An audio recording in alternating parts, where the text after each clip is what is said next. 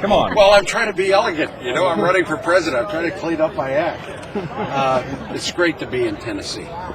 I believe that Tennessee is a player in selecting a president because of your February 5th primary. I'm a Western governor with Western and Southern values.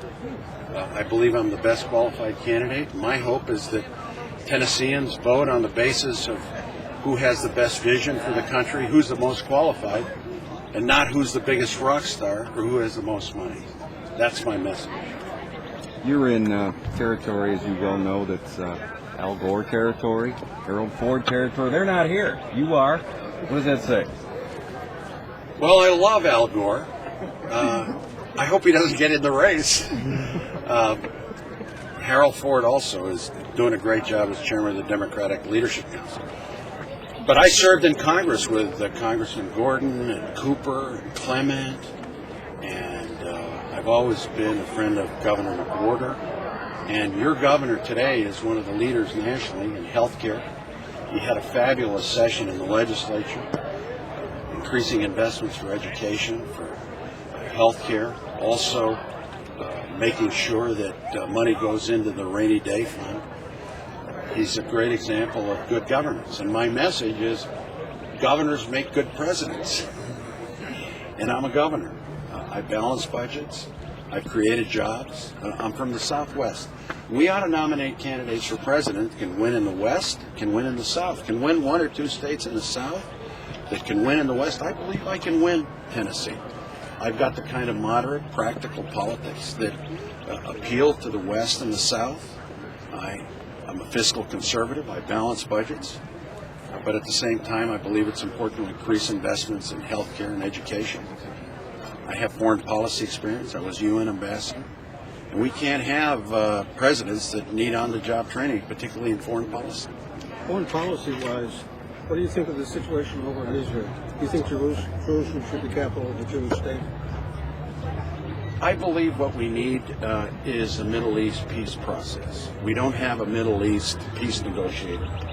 We need somebody to constantly get a peace process between the Israelis and the Palestinians together. President Bush is the first president not to have a peace process. In essence, I believe that it's important to have a Middle East peace on the basis of two states, two Palestinian states.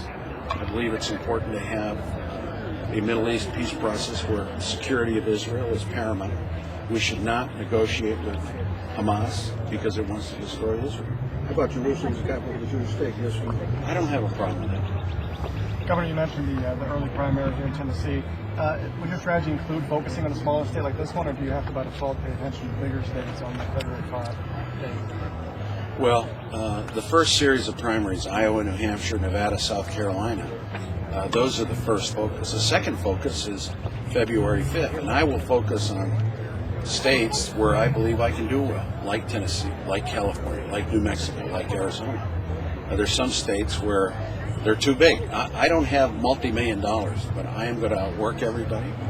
I believe that the American people haven't made up their mind. This race is 7 months away. So I hope Tennesseans keep their powder dry, get a chance to see all the candidates. I'm a moderate. I'm somebody that shares the values of Tennessee. I'm somebody that has a record, foreign policy. I've been energy secretary. I was very good to Oak Ridge, jobs and programs there as energy secretary.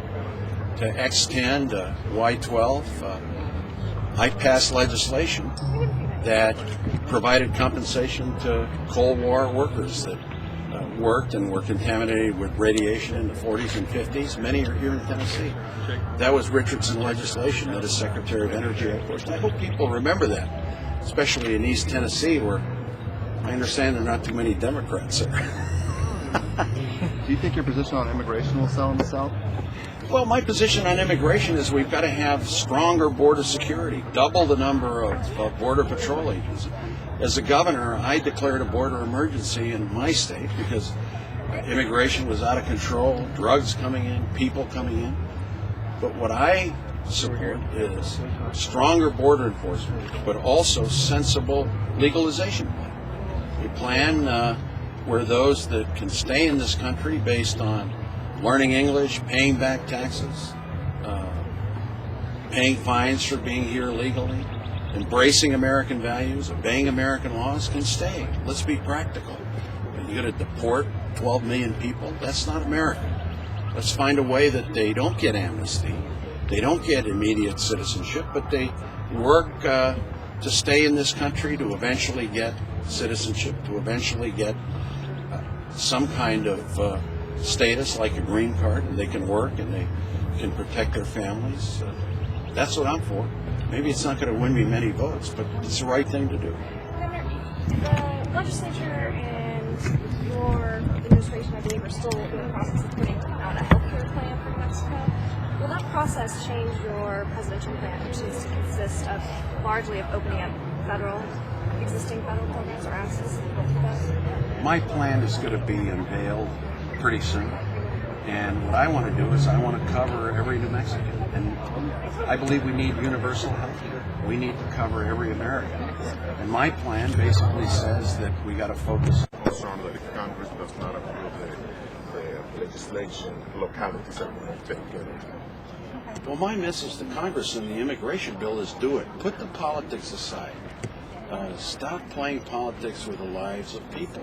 Let's protect our borders. Let's find a way to increase border patrol so that we can contain borders. But let's be realistic with the 12 million that are here.